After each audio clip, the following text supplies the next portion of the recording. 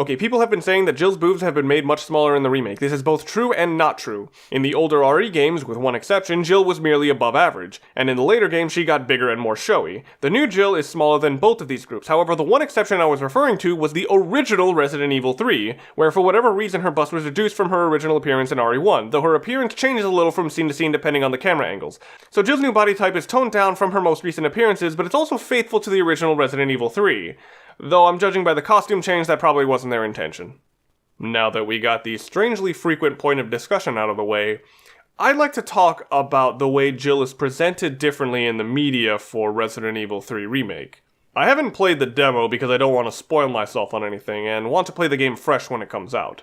That being said, the way they're presenting Jill seems to be like a military veteran, someone scarred and haunted by their past, who is overwhelmed by the challenges that are coming towards them. This presentation is a bit of a change from the original. Jill was definitely overwhelmed, but more by the sharp escalation in her obstacles rather than being hunted from the start.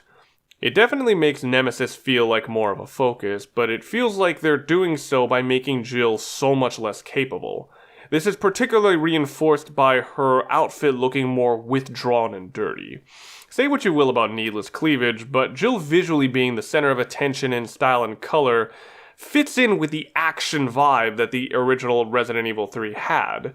Also, compared to Leon and Claire from the previous game, she looks much more pristine and untouched, as if no one else was even capable of touching her. I'd like to think that if this was Chris, he'd be completely shirtless with an inventory of nothing but knives. This was part of the balance of the original RE3. Jill was basically unthreatened by most enemies, being a bright blue killing machine capable of annihilating waves of enemies with the right use of her gunpowder until Nemesis shows up. Speaking of color, that's actually my biggest problem with this redesign. They toned down the blue of her outfit so much. I don't know if it's a limitation of the RE engine given that Virgil was also toned down, but I actually think it hurts Jill's part of the story. A big part of Jill, specifically in Resident Evil 3, is how heavily she contrasts with her partners and enemies. Jill felt a lot more bright and less uniform, helped by how much she contrasted against the Umbrella soldiers, fitting as a similar contrast worked well in the original Resident Evil with her and Chris. While I understand reducing what's seen as unnecessary sexualization, my concern is that these design choices reduce the individual expression of playable characters. Brighter colors usually accentuates movement and action, something Jill is centrally great at in the original RE3. Her barer, clean skin makes her seem unafraid of any monster she comes across, while also stripping her of any ties to her police origin. The new design may look ordinary, but it doesn't quite fight back against the militant look of others. It's the difference between ignoring an institution and actively rejecting it. Altering the design choices for their surface level value is not always worth it when you lose the value of other parts of the game or character. Ada in the Resident Evil 2 remake is actually a good example of this. She's way more interesting when you can see the little touches of expression through her face and body language, which you can only really do through the alternate costumes because her default obscures her details. Jill as a character is a careful balance, ordinary enough to be vulnerable to the right threat, but trained enough to where moments of feeling overpowered feel earned and sensible. The original RE3 was kind of an extreme of this, since they threw so many weapons at you but also more enemies.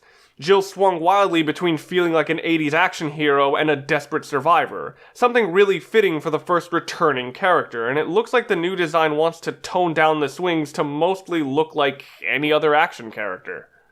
So yeah, my main problem with Jill's design changes is that they seem like they're making her more generic.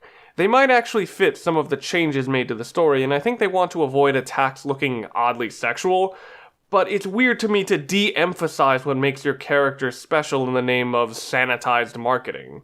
At least the game looks really good. What worked before is reworked for the differing system, and the bad parts seem completely retooled. I'm at least hoping that for the stuff they've removed, they'll give Jill other portions to feel like the beacon of hope and individuality. I've already pre-ordered the game regardless, but I'm definitely rocking the classic costume. No, if we're gonna die, then we should get to choose when it happens.